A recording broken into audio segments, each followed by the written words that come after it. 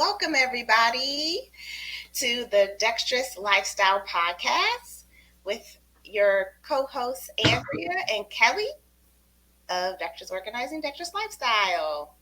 And today we are graciously introducing Dan Barone of Feel Good Coaching. And when I first heard what Dan does and how he does it, I knew he had to be on our podcast for our listeners. So, Dan, tell us a little bit about who you are and what you do. Well, Andrea, thank you so much for having me. I'm thrilled to be here and to be able to talk with you about really getting into the meat of who we are and how that works. So I am a life coach. I'm a transformational life coach. What does that even mean, right? What does that do? I work with people as, I would say the best analogy would be like a travel guide. And see, where are you right now? Where do you want to go? And how can I help you on your journey there? Right? It's taking apart your belief. I would not say destroying or deconstructing, but looking at your belief systems and exploding them, really going, how do these parts, these truths, these beliefs of what I've come to believe to be true make up the identity of who I am? What does that mean for me in my life and how I interact with others and myself in the world? Really learning how to create the life that you want to live. Based on who you are. Based I on love that. In a world filled with chaos, we try our best to create a balanced lifestyle. We love to be productive, but we also love to rest. We love to be efficient, but not at the cost of our peace. There is a direct correlation between our habits and our happiness. The Dexterous Lifestyle is meant for those of us who live hectic lives. But with the right tools, information, and resources, we can strive for order, peace, health, wealth, and calm. It's not too much to ask.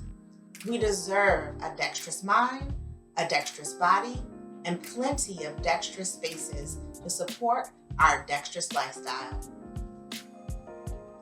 The other thing that resonated with me when you were talking about all the different things that were going on in your life and then realizing your path in profession wasn't,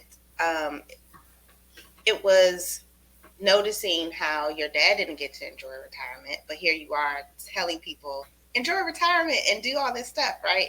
And to me, it's kind of like prioritizing. But saving for retirement is important. Thinking about your future is important. It is. But what is it at the cost of? What's that opportunity cost? You're right. What's the opportunity cost? And so I think the same is with, I hear this with our clients. We'll do a consultation and, they'll be like, why do I have 4 bottles of deodorant? Like, why do I need this? And then as we're talking, they're saying, for the last 2 years, I've been caring for my mom, and then she passed away. I have a 3-year-old. I'm a single mom.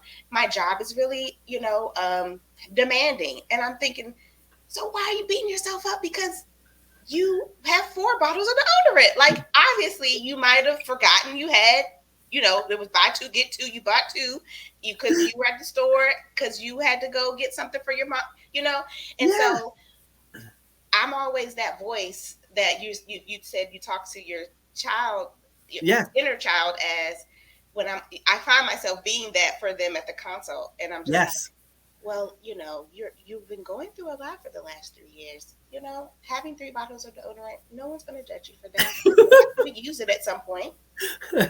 So, hey, I have them too. Like, we all have that stuff, right? Right. We all have the thing that we bought too much of because of whatever. No, you just hit on it, Andrea. It's this idea, and I'm going to circle back to this, but it's this whole idea, this inner critic comes from a place of shame, right? It's not guilt, as in the I've done something wrong. It's the shame, I am something wrong. Where did this shame come from, right? What instilled that value, or lack thereof, right, within us that we think, oh, what I've done is worthy of not just not recognition, it's worthy of disconnection, right? If you knew this about me, you wouldn't want to know me. You wouldn't want to be my friend. You wouldn't, like, I don't want to be me, right? This idea of I am something bad, or like, I want to dive into this a little bit because, again, this is something that I feel is so necessary to talk about is that forgiveness of self, right? It's this unreasonable standard, this pressure. Again, I talked about the test earlier, right? Like this, I have to get the answers, right? I got to achieve what?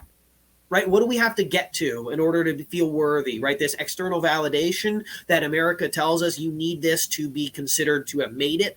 What is this? What is this arbitrary standard, right? It's this, it's baloney. So this idea of, wait a second, I am worthy, right? Of love, of being me, of just being in general. Like that simple fact that I exist makes me worthy of love. The simple fact that I exist makes me worthy of being here, right? It's this idea. It's so foreign to how I grew up and how I was like. I guess I would say I'll use the word programmed. I don't think it was conscious programming. No, I don't think many parents, if any, go and tell their child that they're a worthless piece of crap, right? Sometimes you may have some really unhealthy household and lifestyles. And I feel so much for those people, those kids. But most parents, I think, try to raise their kids the best way they know how, right? That's the idea is I want my kid to have what I didn't have. I want my kid to succeed. But we end up putting this pressure on. And so we almost have to learn how to reparent ourselves and go like, I forgive both my folks, but like I forgive me. I reclaim that energy from whoever hurt me. I want to embrace, like hold myself in my arms, right? I want to talk to myself the way I would talk to a child. I want to use that tone of voice that's warm and loving. And instead of like, we're kind of jumping ahead here, but this message of critic, like you're not good enough. Let's change that. Let's use the strengths that we have and install a new message that is, I am good enough, right? The mantra that I used for a long time to kind of to shift my mindset was I'd look at myself in the mirror when I would say this. And it was like, so engaging with on a spoken level, on a hearing, on visually seeing myself say this, but Dan, I love you. I accept you. I honor you. This idea of I accept you no matter what. I respect you as your agency, your sovereignty as a human being. I love you no matter, unconditionally, no matter what. It's just changing the way that I viewed myself and then changing that tone of voice. Like, Dan, it's okay. You tried your best. Next time, you'll do it differently because now. It's not a mistake. I learned a lesson. That's right. Right? So it's just changing the way we think about and reframing that perspective, right? That whole idea that we have something to measure up to, I think is a fallacy. The measuring stick is really our own creation. Everybody's trying to figure it out the best way they can. When I kind of realize like nobody knows what they're doing. Oh, wow. Really? Like you looked at when you're a kid, you're like, oh, my parents are God. No, they're not. They're figuring it out. Like, and you get older, like old people know what they're doing. No, they don't. They've just done it their own way so long it looks like it, right? When we realize that, we go, oh, no one knows what they're doing. Okay, cool. So we're just figuring it out as we go. That's the human experience. Yes, absolutely. I love that message. I have a sticker on my laptop that says, girl, just do your best. Exactly. And that's not just good enough. That's all that you can do. What more can you do? You can't do. So it's coming to terms with that and going, oh, this is enough. I am enough. And that is good. That is worthy of recognition, is worthy of me loving myself. And honestly, I don't care if this other person, accepts me because I accept me. And I'm the one who has that self-relationship. I'm the one who's got to be with me the most. So that's the one I need to prioritize, right? Yeah. Exactly. And I think because as professional organizers, we're in people's homes, they have this expectation that we're going to be more of a critic, like, oh, why is all this stuff all over the place? Like, I don't understand. And we're more like, how did you survive? Why do you even want to get organized? Like, my goodness, you've been through so much. Like, who cares that your dishes have not been washed in 2 weeks? Like, who cares? Like, go just paper plates, honey. It's just like that's how I feel more so than like beating someone up. Of course. And the one thing I tell them is that we are, when they're looking for validation. Well, where would you put this in? Where would you? Because obviously I have all the answers, right? And I'm like, well, the thing is, when I leave, you're going to have to find it. Right. So where would you think is the best place for this item or that item? And so I think that goes back to, not having to feel the pressure of answering to someone else when you are the one who has to live with yourself. So making the decision based on, I mean, there's so many factors. We want to be kind. We want to be appreciative. We want to be all these, beneficial, friendship oriented, things. We don't want to be a jerk. We don't, so we have to put all these into consideration when we're navigating these decisions. But again, it's that prioritizing, like, and understanding what your needs are, because I think a lot of times we don't even understand what our needs are. Wow. Yes. Yeah. Huge. Yeah. Profound. Go ahead, Kellie. I was thinking the same thing. Actually hearkening back to the difference between guilt and shame in that construct. There are so many automatic thoughts that we have that are so quick and millisecond that they are fact. You don't even hear the inner critic because it's fact. The fact is, I'm not good. And so you don't even hear that. What you may hear is guilt. I should have done this. I should have picked up my clothes. I should have. And what does it mean? Well, it's the meaning we put to it, right? Yes. And yes. we're putting that meaning to it based upon that automatic thought that we're not even conscious of. We're not even conscious of. You're so right. Yeah, is this idea of should. Where does should come from? Yes. Right? Where does should come from? Yes. Who said should? Right? My husband says that's something we should remove from our vocabulary. We absolutely need to do that because it causes more harm than it does good, right? What is this idea of should? Get out of here with that, right? It's this false expectation, right? Somebody said to me, and I love this, I stole it, made it mine, credit to Matt, is expectations are premeditated disappointment, right? Whoa. And what happens when we premeditate something in law and crime? It's a harsher sentence. It's premeditated disappointment. We're not going to measure up. So like that fact, right? You're talking about, Kellie, this fact. Wait a second. Says who, right? Where did this fact come from? Where did this? We've engaged with this belief so much, and oftentimes, again, this is coming from, I believe, a very fundamental authority figure in childhood. Now, that doesn't have to be a parent. It can be society. It can be social. It can be friends. There's many things that happened to me as a kid who I know friend interactions programmed me into, ooh, I'm not a desirable friend because I didn't meet this person's expectations or whatever it was that led me to develop some codependent traits, right? This people pleasing, this I'm a reformed doormat, right? Like I'll accommodate whatever you want, just don't leave me, right? This fear of abandonment that I had for a long time. It's like, oh, so this authority figure, whether it's social, societal, parental, whatever, instilled these truths in us, and we've just engaged with them so many times that we believe them to be true, to be factual, that now this guides the way we live our life. It transforms our identity, has become built on this foundation. So we have to deconstruct it. We have to look at what parts make up the whole if we want to change that, right? We're changing that foundational level stuff, and it's not fast, and it's not easy, and it certainly is not painless. It is uncomfortable, and it's supposed to be, because it's like pruning the plants. It's like, when you refine metal, right? It's not a comfortable process, but the end product is beautiful. And so I think this is becoming who you want to be, right? Becoming more than you are. You have to want it. You have to want to organize, right? You have to want to dive in. Otherwise, it's not going to happen. And usually what happens is we reach a point in which we're like, I should. The pain becomes so great that we go, I got to do it now. For me, that was my moment of truth where I'm like standing at that fork in the road going like, yep, option A is to die. Option B is to like get help. Okay, I guess I'll choose this. But it sucks that it took that long, right? For me, I feel very fortunate because that happened to me when I was 30.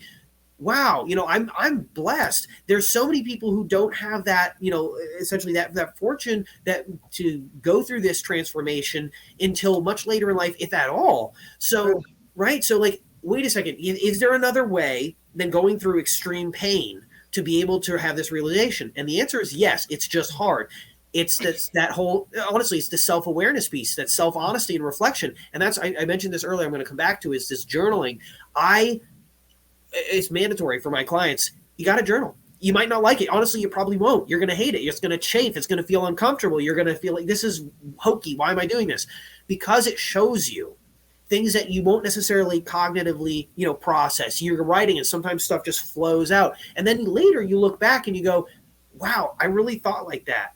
I can't even identify with who that person was, right? We can't see growth as it's happening. You look at, we talked about a plant, right? We look at a plant and we look, a year later, wow, that tree grew. But you can't see it on a daily level. You can't see yourself growing inches as you age, right? Or shrinking, but it's that idea. You look at a picture and you go, wow, that person really, when kids grew up, when did that happen, right? That plant changed. Journaling allows us to step back in time and go, wow, how far have I come, right? Yeah, that's so true. I've been journaling since 16, 17 years old, which was not that long ago. No. I know. I mean, but it is a beautiful experience to be able to go back and look at the 16-year-old Kellie and look at the adult, mature Kellie now and see, whoa, look at how far, and all of the lessons.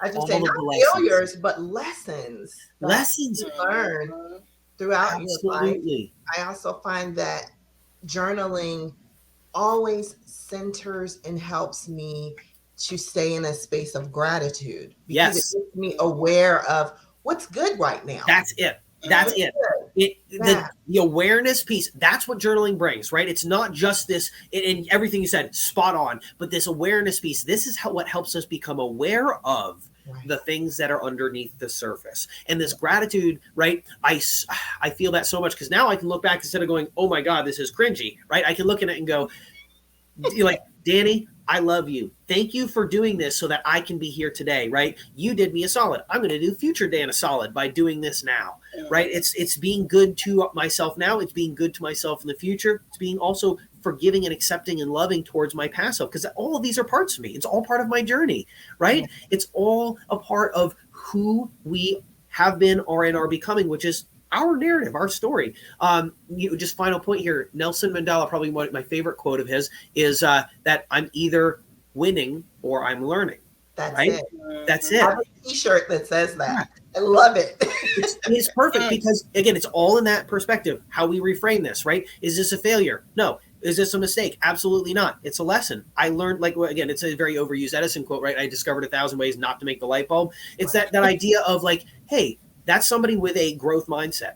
That's what they're showing us is, do we want to look at this as, oh, I wasn't good enough? Or B, hey, I found a better way. I found a way to do it that was hard, and this way is a little easier. I can now make a decision based on this knowledge and experience that's going to put me in a better position. And you know what? It's probably not going to be the end result. It's just incremental growth. I'm one step better than I was yesterday. Let me go to the next level, right? That's that whole idea of level up. I love it, Dan. And that's right in line with everything that we're doing with Dexterous Lifestyle. One of the things that I did also pull out of your bio is just the thought of reclaiming your power. And that is something that we absolutely want our clients to feel is empowered when we leave. We don't want them to feel like, oh, they came and helped me clean this space and organize, and now I'm going to try to, no. They are empowered to understand and know how I think now, how I can continue to even set up systems for myself, because the way that I am organizing is not wrong. It's not wrong. You hit systems. It's my way.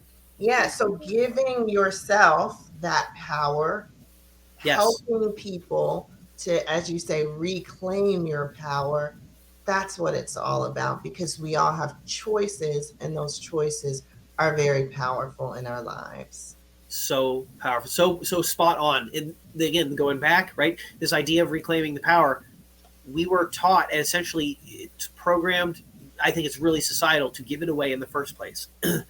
So now, what is that step in reclaiming it, right? It's not, I don't like that take back, right? Because that sounds violent. Reclaim. It's an acceptance. It's a part of accepting all of you, right? And that there is no right way.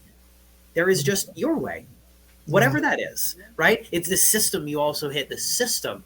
We all have, again, organizational systems in our life. Is it wrong or right? Neither. That's a very binary answer. It's neither.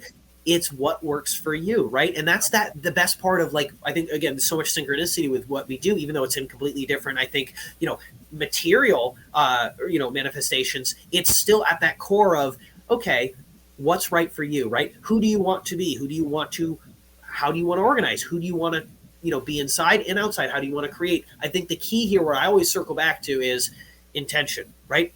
What am I doing and why am I doing it? And that will help everything else branch out from there. Every other thing in my life, I look at my relationships this way with friends and family, and the actions that I take, everything. What am I doing and why am I doing it? Will this serve me? Will this grow me? Will this create what I want?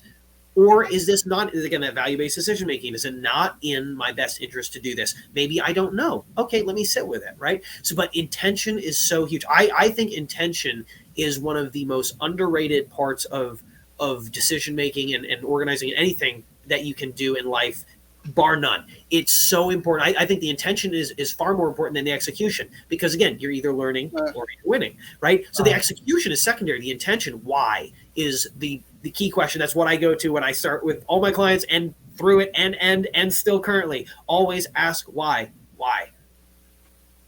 That's so powerful. Yeah. San, I'm so excited that you are offering a free 45-minute discovery call. I am.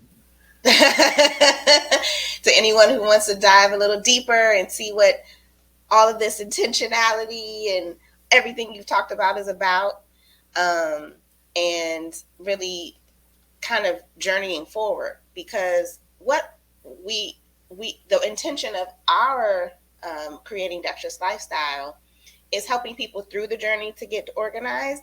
But we know through experience and through seeing it that it's going to start uncovering a lot of things. Yeah.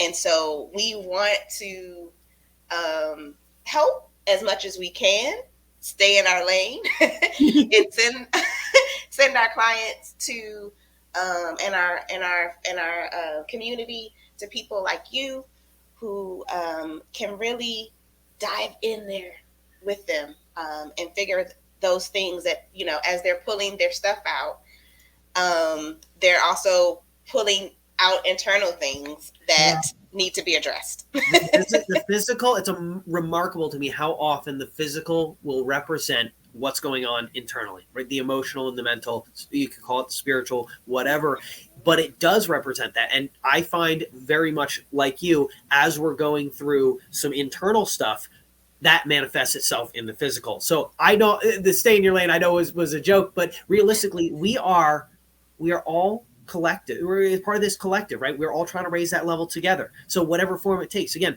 I'm a certain flavor, right? Just like you guys are a certain flavor. Hey, if you like butter pecan, great, I'm your guy. If you don't, cool. I have a network of wellness professionals and coaches, and maybe you like black raspberry. Great, let me send you over there. It's all about fit and flavor, right? Who's the right person to work with so-and-so, right? Work with you guys, work with me. That's the beauty of having so many in this wellness space, right? Is because there's a person for everybody. There's a person for whatever your fit is. And I love that you approach this, again, from a very holistic standpoint of, hey, what's right for you, right? That's so it helps people feel seen, helps people feel heard, and then causes them to go, hey, I want to take some space for me, right? I don't want to give my power away anymore. I want to reclaim that. I want to hold my own space. And that's so powerful. So yeah, I would absolutely be happy. I'd be thrilled to talk with anybody who wants to have one of those, 45-minute discovery calls. It's completely free. Basically, I kind of put you through a little travel guide idea that I do with myself is, where are you? Where are your pain points? Where do you want to go? And how do we get there? Awesome. Well, if you're so much. Yes, Thank absolutely. you so much for having me. This has been amazing. Also, if you're looking at the bottom of the screen, you see Dan's contact information. You can find him on TikTok and IG at My Feel Good Coaching. And we'll have the information also in the show notes. Thanks so much again, Dan. And for those of us who are looking for more peace, calm, and organization in your life, remember to find your dexterous Lifestyle. lifestyle.